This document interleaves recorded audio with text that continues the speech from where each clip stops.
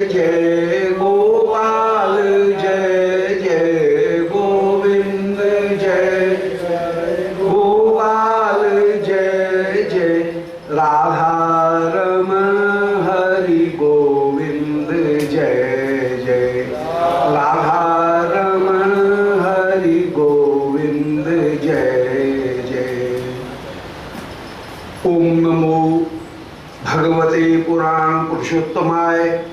ओम जयति पराशर सूनु सत्यवती हृदय नंदनो व्यासो यस्यास्य कमलगल्तम वाग्मय ममृतम जगत्पेवती विश्वसर्ग विसर्गादि नवलक्षण लक्षतम श्रीकृष्णाक्षम परम धाम जगद्धाम नमामि तत्। हृदयस्य प्रेरणया प्रवर्तितोऽहं वराकरूपोऽपि तस्य हरेः पदकमलं वन्दे श्री चैतन्य देवस्य।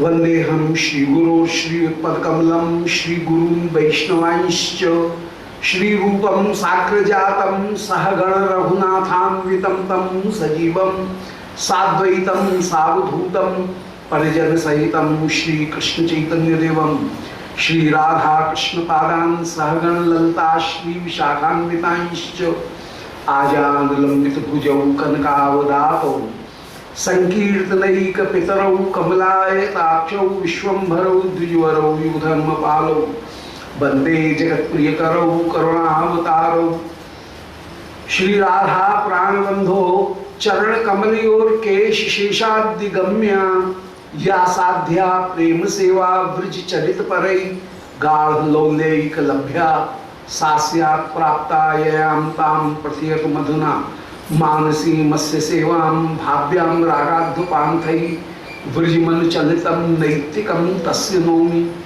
न वाञ्छाकल्पतरुभ्यश्च कृपा सिन्धुभ्यैव च पत्तानां पावनेभ्यो वैष्णवेभ्यो नमो नमः। हे श्री सनातन प्रभो करुणाम्बुराशे हे रूप दुर्गत जनैक दयावलोको हे भक्ति युग्म सुमते रघुनाथ दासो श्री जीव में कुरुत मंद मते दयांतरा। बोलो श्री वृंदावन बिहारी लाल की जय। परम मंगल श्री कृष्ण भावनामृत महाकाव्य पूर्व प्रसंग में श्री किशोरी जी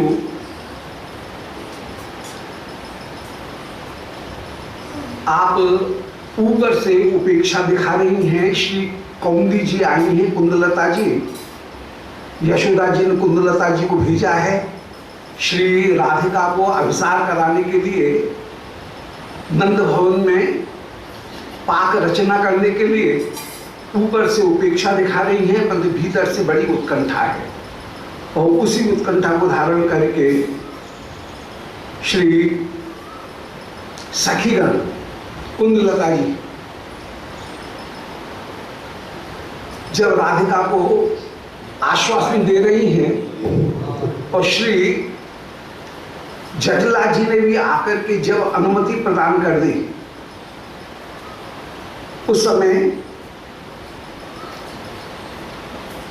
श्री ललिता विशेष रूप से परिहास करती हुई कह रही है कि अरे सखी कुंदलता, मेरी सखी राधिका तो पहले से ही श्याम सुंदर की उपस्थिति नंद भवन में देख करके कहीं संकोच कर रही है वहां जाने के लिए, और तू उन श्री श्याम सुंदर को ही श्री राधिका के हृदय में जो भार है उस भार को उठाने के लिए नियुक्त कर रही है। ये कहाँ की बात है? ये हंसी करते हुए कह रही है।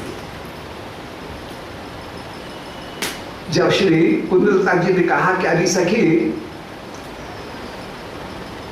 तू अपने हृदय में धैर्य धारण कर, धैर्य धारण करने के भार को यदि उठाने के लिए तू समर्थ नहीं है तो मैंने तेरी सहायता करने के लिए वहां गिरधारी को उपस्थित कर दिया है, और वे गिरधारी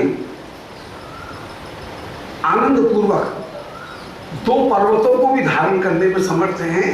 ये धैर्य का जो पर्वत है इसको उठाना उनके लिए कौन सी बड़ी बात है। ऐसी जब हंसी की उस समय श्री ललिता जी ने इनको टोका कि ऐसी सखी हंसी मत कर। और ललिता उस समय कुंदलता से कह रही हैं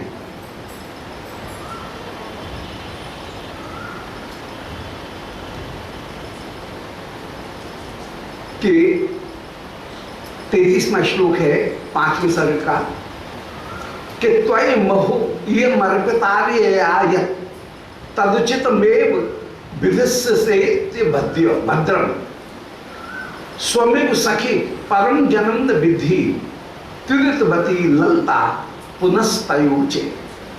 श्री ललिता जी हंसी करती हुई कुंदलता जी के साथ में कह रही है,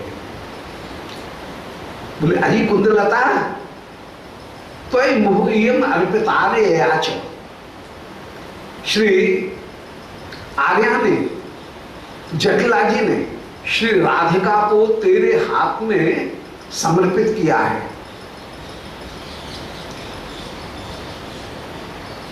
यह तद उचितम एवं, ये बिल्कुल उचित ही था। उन्होंने तो तेरे ऊपर बड़ा विश्वास करके कि तू बड़ी गंभीर है, विश्वसनीय है, इसलिए श्री राधिका को तेरे हाथ में उन्होंने समर्पित किया। विदस्य तैत्य भद्रम, उन्होंने मन में विचार किया कि तू सर्वदा सर्वदा मंगलमय कार्य ही करेगी। भद्रम, कल्याण जो है वो कल्याण को ही करेगी। ये विचार करके ही श्री जटिला ने श्री राधिका को तेरे हाथ में समर्पित किया कि भाई तू बहुत सावधानी पूर्वक संभाल करके राधिका को ले जाएगी नंद भवन में, और वहां का कार्य पूरा होने के बाद में वापस संभाल करके वापस ले आएगी। इसलिए तुझे संभाल करके तेरे हाथ में संभाला और तू अच्छा ही करेगी। परंतु अरे सखी स्वमेव सखी परम जनंद विधि, तू जो मेरी सखी राधिका से ये जो कह रही है कि अरे सखी तू घबरावे मत, तेरे हृदय के धैर्य रूपी भार को यदि तू संभालने में समर्थ नहीं है तो तेरे सामने तेरी सहायता करने के लिए मैंने वहां पर एक व्यवस्था कर रखी है। श्याम सुंदर तेरे हृदय के भार को संभाल लेंगे। हृदय का भार क्या, वे तो गिरधारी हैं और गिरधारी होकर के वे तो दो पर्वतों के भार को भी संभालने में समर्थ हैं, वे संभाल लेंगे। तो ऐसा तू मत कर। स्वमेव अरे सखी जैसी तू है ऐसी क्या हमारी सखी को भी समझती है क्या? ये हंसी कर रही कि जैसी तू है ऐसी क्या हमारी सखी को भी समझ रही है क्या? अर्थात हमारी सखी काहे को दूसरे की सहायता करेगी, लेगी, काहे को वो गिरधारी की सहायता, अपने धैर्य को धारण करने के लिए गिरधारी की सहायता काहे को लेगी। ये बड़ी मीठी हंसी है, सूक्ष्म हंसी है, सखियों की परिहासपूर्ण वचन है। बोले हमारी सखी, कहने का तात्पर्य यह है कि तू शायद गिरधारी की सहायता लेती होगी, पर तो हमारी सखी गिरधारी की सहायता लेने वाली नहीं है। वो तो अपने कार्य करने में स्वयं ही समर्थ है, अपने धैर्य को धारण करने में वो तो स्वयं ही समर्थ है। तो स्वमेव सखी परम जन्म विधि, अरे सखी अपने शरीर की तेने हमारी सखी राधिका को भी कमजोर समझ रखा है क्या कि वे अपने धैर्य को धारण नहीं कर सकेंगी और उनको किसी की सहायता की जरूरत पड़ेगी। इत्युदितवती ललिता, ऐसे ललिता ने जब कहा तब ललिता के ऐसे कहने पर पुनस्तयोचे, श्री कुंदलता जी पुनः श्री ललिता जी से हंसी करती हुई कह रही हैं, उत्तर देती हुई कह रही हैं। ये बड़ा मधुर प्रसंग चल रहा है, इसमें कुंदलता, ललिता कुंदलता और श्री राधिका, इन तीनों के बीच में आपस में चर्चा चल रही है। परंतु जो कुछ भी कहीं परिहास किया जा रहा है वो घूम फिर करके सारी बात केंद्रित होती है श्री प्रियालाल के मिलन पे। और दोनों सखियां श्री कुंदलता जी भी और श्री ललिता भी ऊपर से कहीं खंडन मंडन कर रही हैं, परंतु इन दोनों के खंडन और मंडन में मुख्य रूप से श्री राधिका के हृदय में श्याम सुंदर के मिलन की उत्कंठा को जगाना, यही इन दोनों सखियों का परम लक्ष्य है। तो श्री किशोरी जी के हृदय में ये दोनों सखी अपूर्व अपूर्व से वो आनंद को जगाती हुई विराजमान हो रही हैं। तो कुंदलता ने कहा, अभी सखी तू घबराए मत, तेरी सहायता करने के लिए मैंने गिरधारी को वहां पर नियुक्त कर रखा है। इसका खंडन करते हुए ललता बोले अरे हमारी सखी तेरे सरीखी थोड़ी है, तू अपने जैसे हमारी सखी को भी चाप बनाना चाहती है। अरे तू अपने भार को उठाने के लिए कभी श्याम सुंदर की सहायता लेती होगी, परंतु हमारी सखी श्याम सुंदर की सहायता काय को लेगी, वो तो स्वयं समर्थ है। हंसी की जा रही है, परंतु श्री राधिका के हृदय में कृष्ण मिलन की उत्कंठा को जगाना यही मुख्य लक्ष्य है। श्री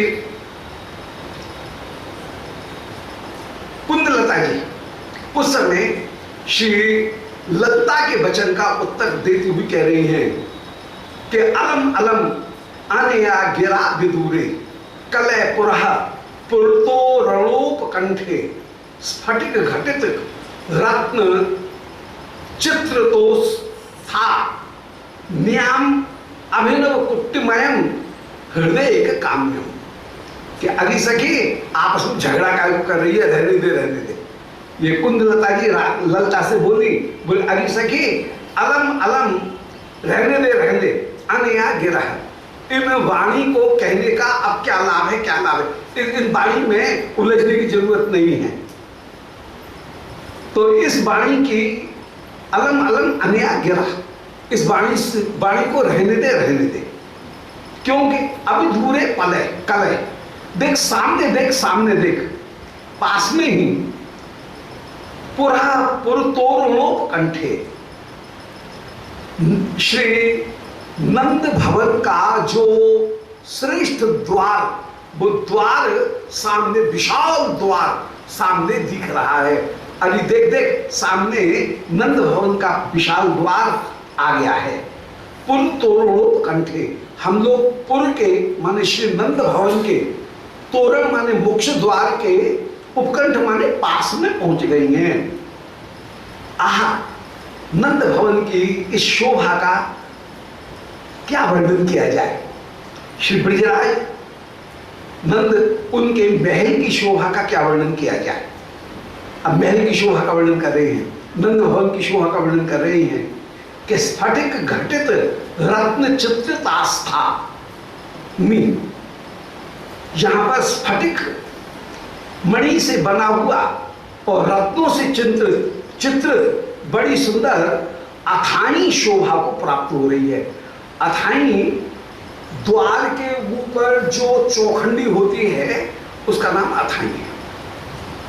पहले पुराने द्वार होते थे और द्वार होने के बाद में द्वार के ऊपर एक लंबी चौड़ी, माने द्वार के ऊपर ही, द्वार जितना बड़ा है उसके ऊपर ही एक चौकोर चौकी होती थी दोनों तरफ। इस दरवाजे पे जैसे ये द्वार है तो यहाँ पर भी चौकी है और यहाँ पर भी चौकी है, उसको अथाई कहते हैं। तो वो अपूर्व अथाई जिसको चौखंडी कहते हैं, बोलचाल की भाषा में जिसको चौखंडी कहते हैं, वो अथाई अपूर्व से शोभित है। और ये रसिक शिरोमणि जी उसी अथाई के ऊपर बैठे हुए, किशोर जी आएगी तो उनको देख रहे, अथाई के ऊपर बैठ करके श्री श्याम सुंदर दर्शन कर रहे हैं। तो श्री कुंदलता जी कह रही, बोले अरे सखी अब आपस में अपना झगड़ा करने से क्या जरूरत है, अपनी बातों को तो रहने दे कि कौन कैसी है कौन कैसी नहीं है, इन बातों में क्या रखा है। देख हम लोग इस समय पुरतोरणोप कंठे श्री नंद भवन के मुख्य द्वार के पास में, उपकंठ में, मुख्य द्वार के ऊपर ही बनी हुई स्फटिक घटित रत्न चित्रित आस्थानी, जो अपूर्व आस्थानी है, अथाई है, उस अथाई पर पहुंच गए हैं। और उस अथाई पर ये अथाई बनी हुई है स्फटिक मणि की, सुंदर स्फटिक मणि की बनी हुई है और उसमें रत्न अपूर्व रूप से विराजमान है, रत्नों की अपूर्व शोभा भी हो रही है। नव कुट्टिम गम, और ये अथाई से जुड़ा हुआ ही फिर नया कुट्टिम माने आंगन है। तो पहले दरवाजा होता है, दरवाजे के साथ में अथाई हुई, अथाई के साथ में ही फिर लगा हुआ ही फिर पीछे पूरा आंगन। तो कुट्टिम अपूर्व रूप से शोभा को प्राप्त हो रहा है। तो नव कुट्टिम गम, ये नव आंगन जो है वो आंगन भी विराजमान है। हृदय काम्यम, जिस आंगन में पहुंचने की तू कामना कर रही थी वो आंगन भी आ गया। अरे उसका दर्शन कर। ये आपस में जो झगड़ा है इसको तो छोड़, ये हंसी को छोड़, पहले सामने का काम कर, देखें इस नंद भवन का दर्शन कर। अश्री नंद भवन की शोभा का वर्णन कर रहे हैं। दोबारा सुन लें कि अलम अलम अन्या गिरा, ये आपस में हम जो प्रणय कलह कर रही हैं इसकी आवश्यकता नहीं है। अभी दूर है माने पास में ही। कलह पुर तोरणोपकंठे, सामने देख कि पुर तोरणोपकंठे, श्री नंद भवन के मुख्य सिंह द्वार के उपकंठे माने पास में ही स्फटिक घटित रत्न चित्रित स्थानी, स्फटिक मणि की बनी हुई और रत्नों से अलंकृत बड़ी सुंदर आस्थानी अथाई शोभा को प्राप्त हो रही है। चौथक जो चौखंडी है वो चौखंडी शोभा को प्राप्त हो रही है। जो चौखंडी नव कुट्टिम गम, जिससे मिला हुआ नया आंगन, वो भी शोभा को प्राप्त हो रहा है। हृदय गम्यम, जो परम सुंदर है और जिसको तू दर्शन करने के लिए व्याकुल हो रही थी। हृदय गम्यम, तेरे हृदय में जो है, हृदय में जो था वो आंगन आ गया है, आ गया है।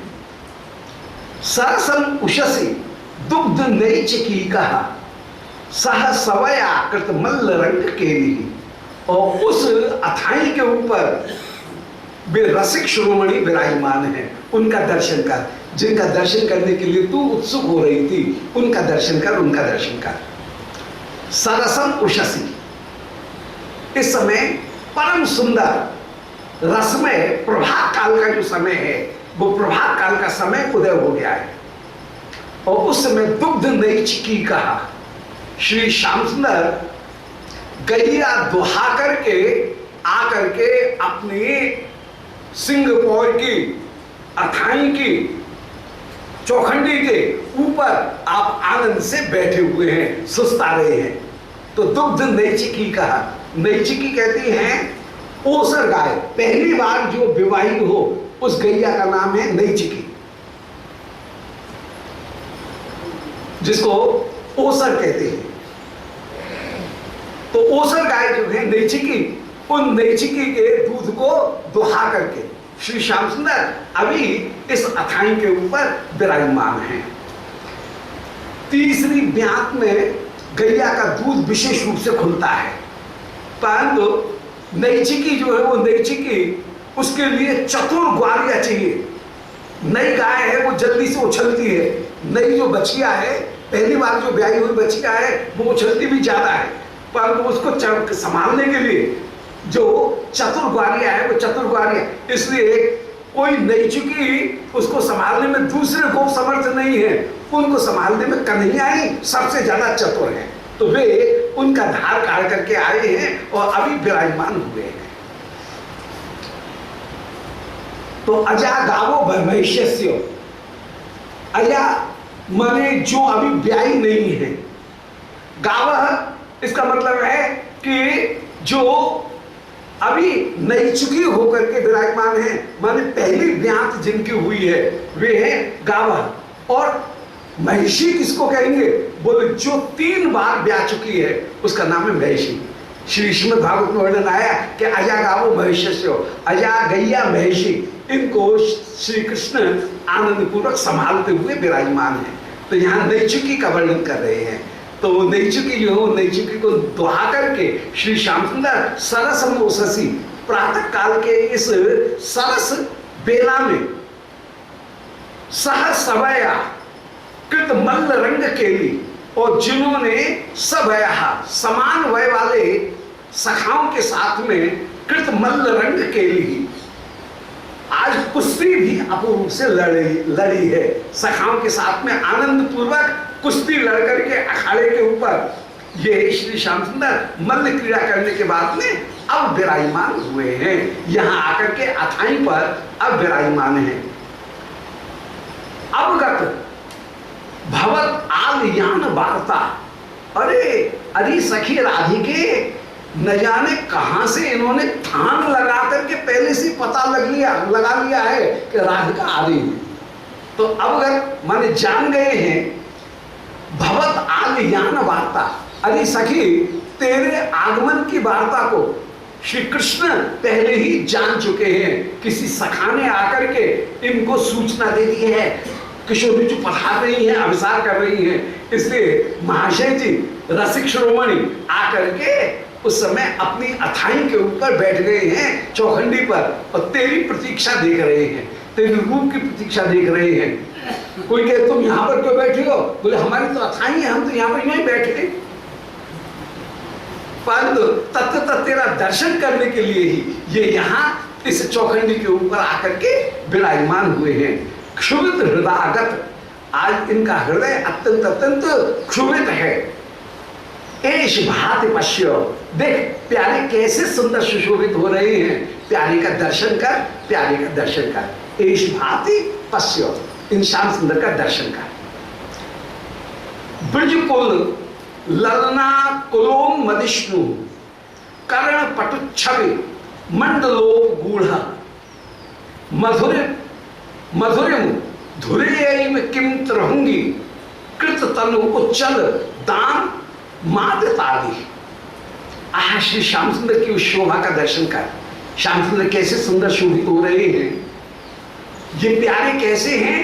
बोले ब्रजपुर ललना कुलोम मदिष्णु, बोले ब्रजपुर की जितनी भी ललना रण है उनके समूह को, कुल माने समूह, ब्रजपुर की ललना कुल, ललनाओं का जो समूह, उनको उन मदिष्णु, उनको मतवाला कर देने वाले हैं, जिनके नाम मात्र को श्रवण करके बड़ी बड़ी पतिव्रताएं पातिव्रत्य का त्याग करके उन्मत्त होकर के विराजमान हो जाएं। तो ब्रजकुल ललना कुलोम मदिष्णु, ब्रजकुल की जो पुर की जो ललना है, बड़ी बड़ी जो असूर्यम पश्चात द्वारा कुल वधु है, पुर ललना कहकर के जो कुल वधु है, वे कुल वधुगण भी उन मदिष्णु, जिनका दर्शन करके उन मदिष्णु हो जाए, व्याकुल हो जाए। कर्ण पटुत छवि, ऐसे उन मदिष्णु करने वाले, मतवाला कर देने वाली, जिनकी परम सुंदर छवि है, ऐसे छवि मंडल, छवि समूह से उपगूढ़ा, जो शोभित होकर के विराजमान। श्री कृष्ण कैसे, ऐसे छवि समूह से उपगूढ़ माने युक्त होकर के विराजमान है, जिनका छवि समूह बड़ी बड़ी कुल ललना पतिव्रताओं के भी चित्त को, धैर्य को उन्मदिष्णु बना देने वाला है, उन्मत्त कर देने वाला है। तो बड़ी बड़ी ब्रजपुर की जो सभी कुल ललनाएं हैं, उनको मतवाला कर देने वाली, जिनकी पटु परम चतुर छवि मंडल जिनका विराजमान है, ऐसी छवि से युक्त वे श्री श्याम सुंदर आज कैसे सुंदर अपनी अथाई के ऊपर बैठे हुए शोभा को प्राप्त हो रहे हैं। मधुरम मधुरैव किम त्रिभंगी, कृत तनु उच्चल आस मादताली। आज मधुरम धुरे, आज मधुरमा की धुरा के द्वारा, मधुरमा के प्रवाह के द्वारा, समूह के द्वारा, धुरा माने मधुरमा की अधिकता, उस मधुरमा की अधिकता के द्वारा किम त्रिभंगी कृत तनु, आहा, जिनका सौंदर्य कहीं सहन नहीं हो रहा है, और सौंदर्य के भार के कारण जो तीन जगह से टेढ़े होकर के विराजमान है, कभी सीधे तो बैठ ही नहीं सके, जब भी बैठेंगे तब कहीं टेढ़े मेढ़े होकर के, तीन जगह से टेढ़े होकर के विराजमान होंगे। क्यों? वो भार जब ज्यादा होता है तो जैसे भार से दबदबा हुआ व्यक्ति अपने आप त्रिभंग ललित हो जाता है। ऐसे ही सौंदर्य के भार के कारण कभी ग्रीवा से, कभी कटी से, कभी चरणों से, तीन जगह से टेढ़े होकर के त्रिभंग ललित, त्रैलोक्य मोहन होकर के ये विराजमान हो रहे हैं, त्रिभंग ललित हो रहे हैं। यौवन का भार जैसे सहन नहीं कर पा रहे हैं और उस भार की अधिकता के कारण जैसे त्रिभंग ललित होकर के ये विराजमान है। भले तो मधुरमा की जो धुरा, मधुरमा का जो भार, उस भार के कारण किम त्रिभंगी कृत तनु, जिनका शरीर त्रिभंगी हो रहा है। उच्चल आसो, आज चंचल से होकर के, चटक मटक इनसे युक्त होकर के ये विराजमान, ये कभी सीधे निचले तो बैठ ही नहीं सकते हैं। जब भी बैठेंगे तब कहीं चटक मटक कुछ न कुछ चेष्टा करते हुए ही विराजमान होंगे। कभी निचले सीधे साधे तो ये बैठ ही नहीं सकते हैं। गटक सुधा की सी चटक मटक भरी रसरेल, मोए सुहानी लगत अति लटक लाल की एक। ये लाल की जो लटक है वो लटकन बड़ी अद्भुत, जो गटक सुधा की सी चटक, जहां पर गट्ट मीठी सुधा वो विराजमान हो रही है। वस्तु के प्रभाव को बढ़ाने के लिए कभी कभी उसके साथ में जो प्रभावशाली शब्द हैं उनको प्रकट किया जाए। जैसे मीठा, उसकी अतिशयता को दिखाने के लिए शब्द का प्रयोग होगा। जैसे गट्ट मीठा, गट्ट तो मीठे के साथ में गट्ट, खट्टे के साथ में चूस, खट्टा चूस, कड़वा जहर,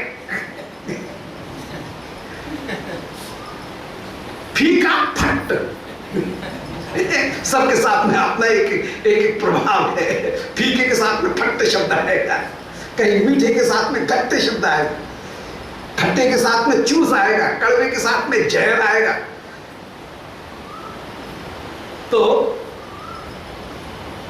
ये अब खारा जो है वो खारा, गट्ट, बहुत ज्यादा खारा, तो कहीं ये सब, तो कहीं न कहीं शब्द जो है सफेद के साथ में सफेद भक, काला स्याह, नीला कच्च, तो ये कहीं न कहीं जो प्रभावशाली जो शब्द हैं वो प्रभावशाली शब्द वस्तु के प्रभाव को एक साथ कहीं प्रकट कर देते हैं। तो यहाँ पर अपूर्व मधुरिम धुरे, मधुरमा की अपूर्व धुरा ऐसी प्रकट हो रही है उसके द्वारा। मधुरम धुरेव किम त्रिभंगी कृत तनु, जिनका श्रीअंग त्रिभंग हो रहा है, ऐसे उच्चल आसो, आज ये चंचल होकर के ये विराजमान है। सीधे निचले तो महाशय जी बैठ ही नहीं सकते हैं, कुछ न कुछ टेढ़े मेढ़े होते रहेंगे और इनकी प्रत्येक भंगिमा कहीं न कहीं कुछ न कुछ अपूर्व शोभा को प्रकट करने वाली होगी। तो उच्चलत आसव, आज उच्चल होकर के, चंचल होकर के ही ये विराजमान है, जिसके कारण माद ताली, अरे सखी जितनी भी अन्य सखीगण हैं, हम सब सखीगणों को ये मत्त करते हुए विराजमान हो रहे हैं। तो ब्रजपुर ललना कुलोन्मदिष्णु, ब्रजपुर की जो भी ललना है उनके कुल माने समूह को, उन्मदिष्णु माने मतवाला बना देने वाले, कर्ण पटु छवि, मतलब मतवाला बनाने में, पटु माने चतुर, जिनकी छवि है, ऐसे छवि मंडल से उपगुण युक्त होकर के श्री श्याम सुंदर विराजमान है। और मधुरम धुरेव, मधुरमा की अपूर्व गट्ट मधुरमा की जो मधुरमा, उस मधुरमा की गट्ट मधुरमा को लेकर के किम त्रिभंगी कृत तनु, जिनका श्रीअंग त्रिभंगी, तिरछू मिर्छू हुआ जा रहा है, टेढ़ा हुआ जा रहा है, ऐसे ये उच्चलत,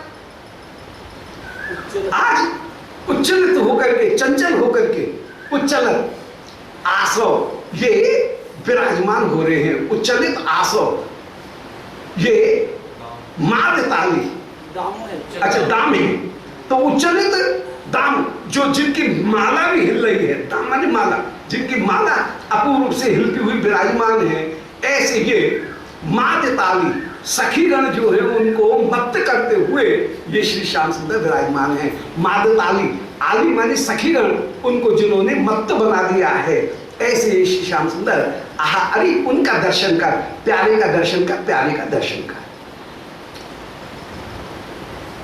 श्रुत मृदतर गंड कुंडलाध्यापन पर तांडव पंडिताक्ष युग्म। श्री कृष्ण की शोभा का वर्णन कर रही हैं। कृष्ण की शोभा कैसी है?